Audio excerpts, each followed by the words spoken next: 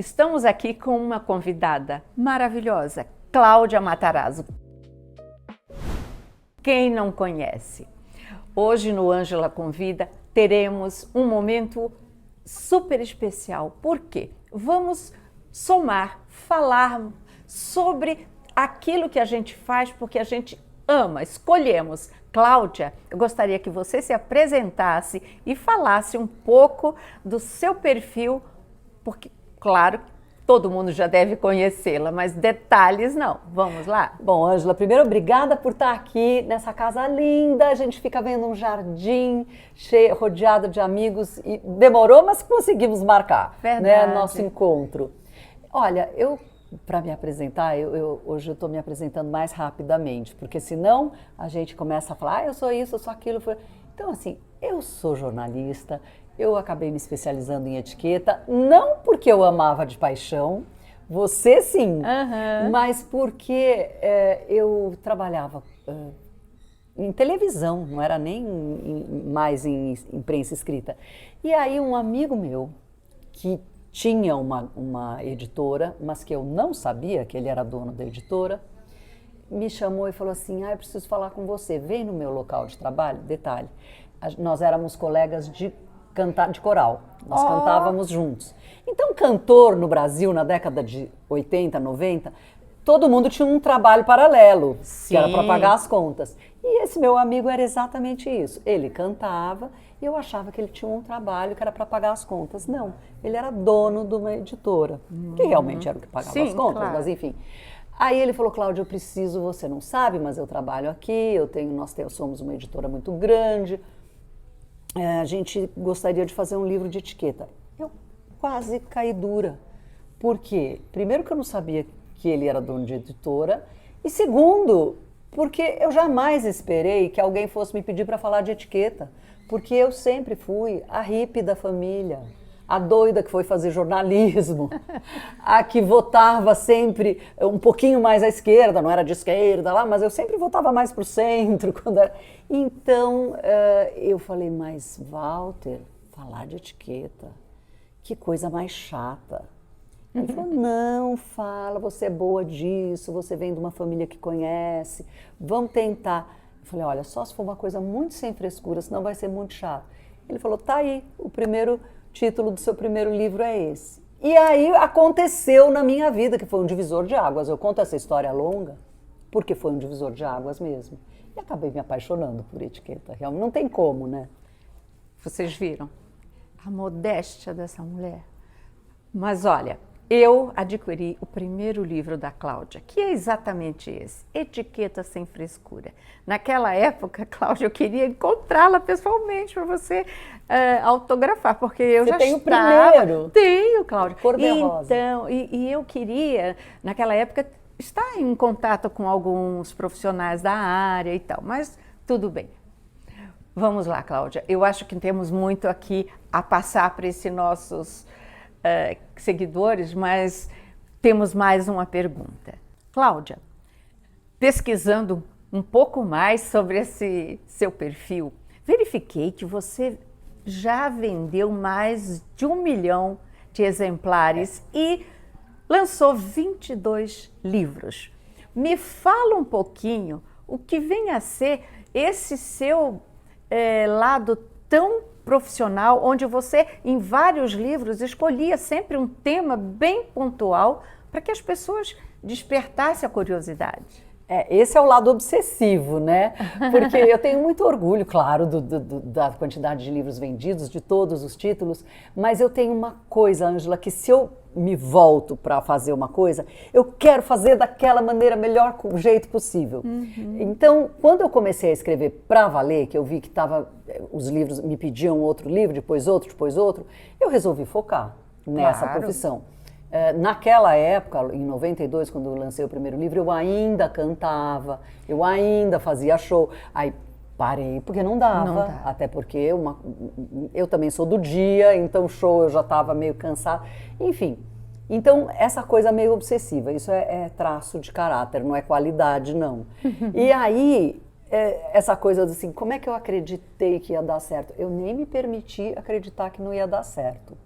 Mas eu sentia que as pessoas gostavam. Você também sente isso? Claro. As pessoas gostam de aprender para melhorar a vida, ou a cara da mesa, ou se dar bem num evento que elas estão vestidas adequadamente.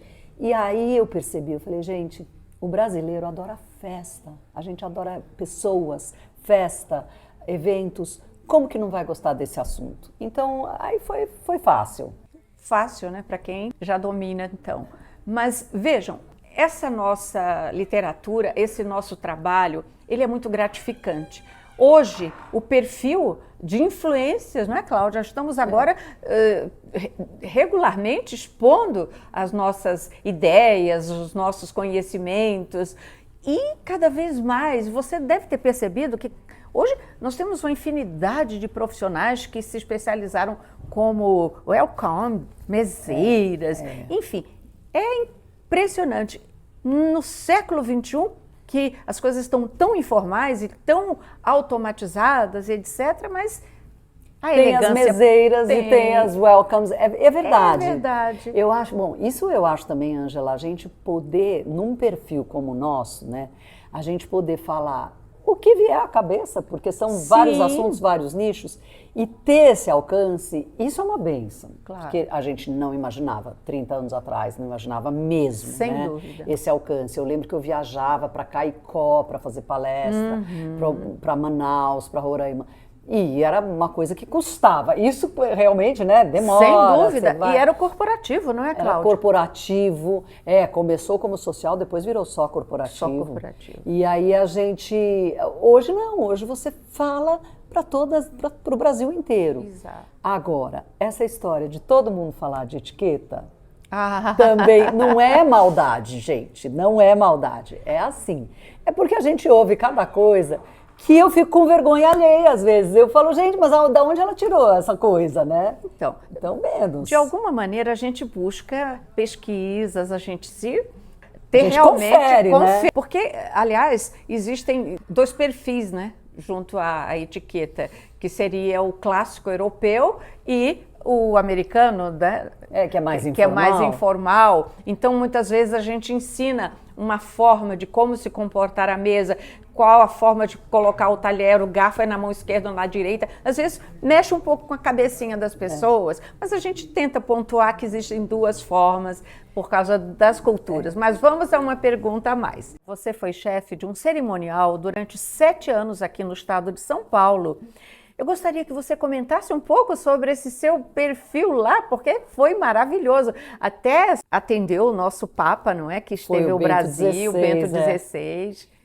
Bom, o cerimonial do governo do estado é um cerimonial à parte, porque a gente brinca e fala que São Paulo, na verdade, o estado de São Paulo é um país. É um país. Os chefes de estado, eles vêm primeiro a São Paulo, depois eles vão a Brasília. Não que Brasília tenha menos importância, mas é porque o eixo financeiro é São Paulo. Então eles vêm para cá, depois eles vão para lá, para uma visita oficial de protocolo. E o do Papa, eu tenho uma lembrança muito engraçada. A primeira, que ele ficou numa casa no centro de São Paulo. Sim. Ele ficou hospedado lá, porque queria ficar lá. E o centro de São Paulo é tudo menos seguro, né? Então tinha polícia, tinha segurança, tinha ônibus com segurança velada, tudo ali. E tinha os nossos próprios assessores de cerimonial, tinha o Mário, que hoje é meu sócio, que estava junto com esses 7, 8 que ficavam colados no Papa. Muito bem. O Papa chegou, se instalou nesse lugar, e que tinha um balcão, obviamente. E aí, nisso, os seguranças todos, isso é o Mário que conta, mas eu vejo essa cena. Finalmente, quando ele entrou no quarto, eles sentaram, assim, todos no vão da escada, sabe, assim, ai, ufa, agora poder relaxar. Estamos bem. Aí, de repente, eles ouvem assim, saem correndo, arrombam a porta do quarto, abrem a porta. O Papa resolveu sair no balcão. E aí veio abaixo, porque tinha ali uma vigília e tal. Aí eles assim, santidade, santidade, santidade ali no balcão. E eles, não é nada, afasta, ok, mas apavorados. Aí explicaram para ele, olha, melhor o senhor não sair tanto tal. Não, tá bom, não vou sair tanto. Voltaram. Ângela, eles tiveram que correr mais umas 4 vezes durante a tarde, porque o Papa não descansava, ele não queria cochilar. Ele saía para o balcão de novo, entendeu? Ele queria aquilo, porque acho que faz compartilhar. Parte. Ele faz queria parte. atender o público, né? Ele achou aquilo sensacional, todo mundo ali. Então, essa história de fala assim, vocês não conseguiram descansar de jeito nenhum. Tem uma outra que eu gosto de contar, que é o seguinte, tinha uma visita dos cardeais no Palácio dos Bandeirantes, enquanto o Papa ficava com o Zé Serra e o Lula, os cardeais ficavam numa... era uma espécie de uma mostra de arte sacra. Aí, no dia, na hora, com o Papa entrando, o Serra vira para mim e fala assim, eu quero que o Papa veja a mostra. Eu falei, governador, não é isso, ele vai subir, não tem como. Eu quero. E você sabe como é que é? A autoridade fala, eu quero, você tem que se virar. Não tem jeito, Bom, aí implorei para o homem do cerimonial do Vaticano, graças a Deus eu falo italiano, acho que aí ele se sentiu, né? Mas assim, empático, falou, não, tudo bem, então depois a gente desce. Descemos. Aí vira o Serra para mim, os cardeais já tinham ido para a van, que era o combinado, vai para a van, aguarda o Papa na van, e estava o presidente Lula, o Serra, o Papa e eu na tal da mostra. E vira o Serra para mim e fala assim, explica a mostra para o Papa. Não tinha noção daquilo que você ali. Falaria? Porque tinha uma curadora, aquela claro. mostra era uma coisa toda complicada. A única coisa que eu sabia é que tinha uma pia imensa, batismal ali, muito antiga, que diz a lenda, foi a primeira pia batismal e foi de São Vicente, da época de São Vicente. Aí eu comecei a falar em italiano com ele. Olha, essa é a primeira pia batismal, que é de San Vicente, que lì c'erano gli índios, que ainda... Olha, mas foi um apuro. E aí nisso eu falava pelo rádio, chama a Ana Cristina, que era a curadora. Que é a curadora da exposição. Não, levou 5 longuíssimos minutos até ela subir, e eu enrolando na história da pia batismal. Mas ele adorou, ele não queria ir embora da mostra. Vocês viram? Uma pessoa que tem um cabedal como a Cláudia, não existe saia justa. Ela se saiu maravilhosamente bem. Tinha que improvisar. Falando italiano, enfim. Cláudia, eu sou curiosa. Eu queria que você me falasse o que você viu no lançamento do seu primeiro livro para o momento atual dos demais. O que mudou para você? Eu acho que mudou o mundo, tá? Eu fiz depois de 20 anos do Etiqueta Sem Frescura, eu fiz uma reedição dele. Certo. E eu achei que eu ia só botar um capítulo de novas tecnologias. Aí eu comecei a ler o texto. Aí eu falei, gente, bom, eu tive que escrever outro livro, graças a Deus. Aí saiu o Etiqueta Sem Frescura de 2015, né? Mas mudou, por que mudou o mundo? Por conta das novas tecnologias, olha o que mudou. Por exemplo, era impensável você fazer um convite de casamento ou por telefone ou virtual, porque não existia virtual, tinha que ser impresso. Hoje é meio a meio, é tudo virtual, né? Isso é impensável. Era impensável você colocar lista de presente em convite de casamento. Você lembra que não podia? Nossa, Cláudia, você era uma coisa que era boca a boca, lembra? Exatamente. Você falou sobre os convites. Desculpe. É o que mais mudou, né? Mudou totalmente. Porém, o elegante mesmo são os convites físicos, né, Cláudia? Para um casamento informal, tudo pode, mas não deve. Não, eu acho que assim, é lindo, claro que é lindo o convite impresso, mas hoje já tem a coisa da sustentabilidade, então as pessoas já aderiram a uma outra forma. Mas era impensável você pedir dinheiro no casamento. E as pessoas hoje mandam a conta, mandam o Pix da conta. Então, essa coisa do dinheiro, de tudo ser por conta de dinheiro, eu acho que isso mudou. Então, mudaram os valores, né, Ângela? Não mudou, não é regra de etiqueta que mudou, eu acho que mudaram os valores, as pessoas mudaram. E a gente vive um ciclo de muita violência no mundo, não é no Brasil. Violência que eu digo é abuso mesmo. Então, as pessoas são abusadas, elas se acham no direito de tudo. Não é bem assim, né? Eu acho que essa informalidade não é informalidade para mim. Eu acho que é falta de educação, Cláudia. E de respeito. E de respeito. E de respeito, principalmente de respeito. Verdade. A gente teve duas revoluções que foram para o bem e para o mal. A revolução da informação, da tecnologia, Total. é maravilhosa, mas tem um lado muito ruim. E que o mundo ainda não se equilibrou, né? E eu acho que a revolução dos costumes, lá atrás dos anos 60, que foi a revolução hippie, que quebrou uma série de tabus, informalizou demais também. Verdade. Né? Bom, inverteu uma série de valores. Então, acho que tem que ter um equilíbrio. sim. A comunicação hoje, tudo está resumida num aparelho, né? É. Cláudia, você já atuou várias vezes junto à televisão, na Globo, no programa É de Casa, com a Ana Maria, né, no Mais Você, e eram momentos muito pontuais. Gostaria que você comentasse um pouco sobre esse momento. Olha, eu fico muito orgulhosa dessas participações e feliz que um veículo como a Globo, que é um veículo de maior alcance popular, tenha se preocupado sempre, isso é sempre mesmo, porque eles nas novelas, eles sempre faziam questão de ter a Danusa Leão como consultora. Ela era a consultora das novelas lá atrás, do Manuel Carlos, né, nos anos 80 e tal. Então, eles sempre se preocuparam em mostrar a etiqueta, mas não como uma coisa, é coisa de rico, coisa de pobre, não. É como um mundo que é acessível a todos, porque eles sempre colocaram isso nas novelas, como assim, olha, você pode aprender. Era verdade. sempre a menina do núcleo pobre que podia aprender e se inseria num contexto do outro núcleo. Então, isso é muito legal, né? Eu acho que isso e é muito importante, porque etiqueta não é sobre ter dinheiro. Não, é etiqueta sobre ter postura, né? Postura, respeitar o próximo e a arte de receber, né? Que está inserida assim. Cláudia, existe diferença entre a etiqueta corporativa e essa etiqueta do nosso dia a dia, familiar, em momentos sociais, mais entre amigos? Eu acho que a etiqueta familiar, social, né, ela é a base.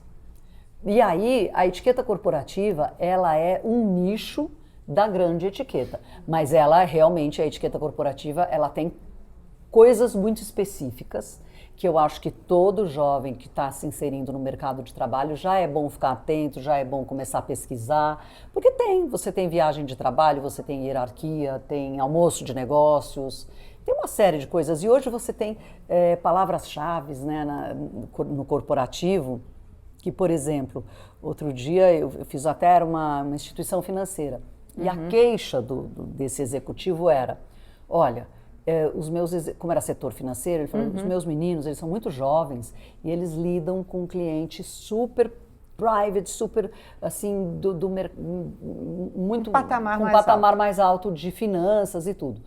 E eles não pode ficar oferecendo a água e servindo a água numa reunião. Eu parei para pensar, eu falei, peraí, como assim não pode ficar oferecendo? Ele falou, não. Eles têm que falar, olha, por favor, se o senhor quiser, o senhor levanta, está aqui a água, levanta não, mas se o senhor quiser, está ali a água, a hora que o senhor quiser, fica à vontade.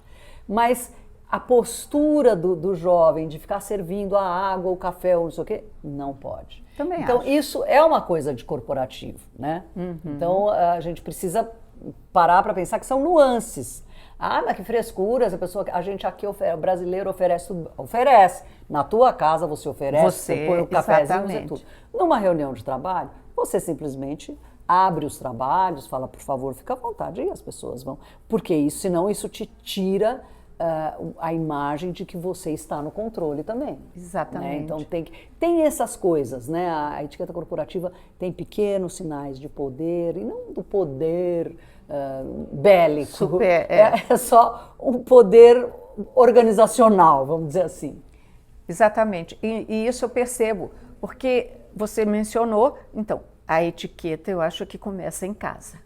Não é? Sem dúvida. Nós não precisamos usar máscaras. Aliás, um executivo, um profissional, um grande empresário, ele deve realmente passar essa imagem. Porque imagina você, um profissional conhecido, e de repente deparam, porque atualmente nós temos celulares, né? E alguém, fotografa ele ali numa boemia muito bonita. Qual a autoridade que ele vai passar?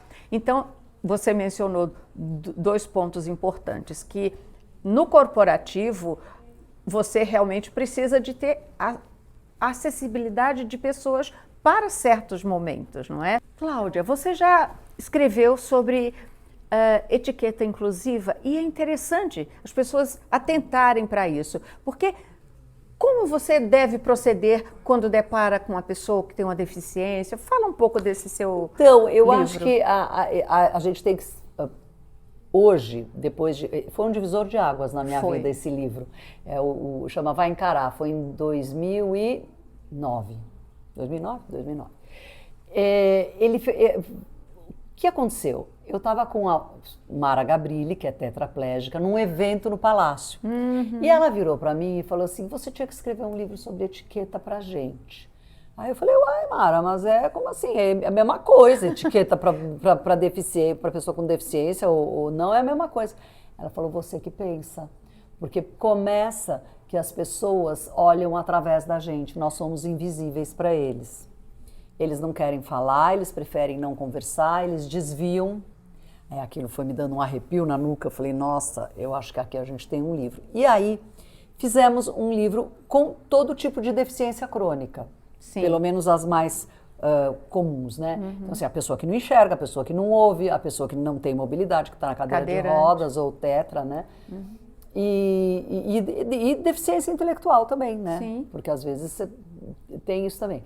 Então a gente mapeamos, eu entrevistei, conversei, e aí de todos eles, o que eu mais é muito interessante, porque é uma nação de pessoas no Brasil com deficiência crônica, são milhões, é quase 1/4 da população brasileira, é muita gente. E a sociedade naquela época fazia questão de meio que, não, isso não tem, até sabe? Excluía, né? A lei de cotas, quando saiu, foi meio que escanteada. Hoje a lei de cotas existe, graças a batalhas como da Mara, da própria Mara, etc. E graças também, na época, ao Manuel Carlos, que quando soube que eu estava escrevendo o livro, falou, vou fazer uma novela sobre isso. Fez uma maravilhosa. Com a Aline Moraes. Então, hoje a gente fala de pessoa com deficiência com muita naturalidade, mas era preciso cutucar, era preciso ir a fundo. Eu acho que a primeira coisa é assim, primeiro, você tem que mostrar que você está enxergando a pessoa. Conversa, que isso? Né? Porque mãe fala muito para filho, não, filhinho, deixa ele em paz. Não deixa ele em paz. Não, tem que interagir. Inclusive, todos eles falavam, o Daniel, que é um amigo meu que é cego de nascença, ele fala assim, gente, eu já sei que eu sou cego, eu sei que eu tenho esse problema, então deixa o menino conversar comigo, deixa o menino perguntar. Então, não é um problema, né? E também procurar entender qual é a necessidade daquela pessoa naquele momento. Então, assim, claro, se é uma pessoa que não enxerga, está com você no restaurante, como é que eu vou... Daniel, como é que eu posso te ajudar? Ele é meio independente demais, ele fala de jeito nenhum, ele é mal criado comigo, briga e tal. Mas, em geral, a pessoa aceita uma ajuda. Claro. Olha, faz assim, faz assim. Eu tenho uma outra amiga que fala assim, não, ela sempre fala, coloca para mim a comida na posição do relógio e me fala o que está onde. Tá vendo que beleza? Então, existem códigos, né, de comunicação. Você sabe que, por acaso, você me fez lembrar, eu ministrei uma vez uma palestra com a Lilian Patti e eu recebi a secretária de Cultura de Campinas, na época, e ela é cega. Olha só. E aí, acho que foi um dos maiores lisonjeios que eu recebi. Ao término da palestra, ela disse, Ângela, eu conseguia visualizar tudo, porque você falava de uma maneira que eu entendi até as cores. Ganhei barato. Aquilo para mim, ganhei um dia, cara. Falei, nossa, aí... E ela é uma pessoa incrível. Uma coisa que me marcou muito, uma pessoa que não ouvia, que é também de nascença, era surda de nascença, e ela disse que a coisa mais difícil para ela foi entender que o raio de sol não fazia barulho. Porque ela sentia com tanta força, e ela falava assim, poxa, a chuva cai do céu, eu senti, todo mundo falava que fazia barulho, eu sentia a chuva, e por que aquele calor não fazia barulho? Ela não entendia que aquilo não fazia barulho. Falou, para mim era muito difícil entender. Ela falou, mas abraça, não faz barulho, mas abraça. Então, é outro repertório, são sensações que eles sentem e que a gente tem que também entender.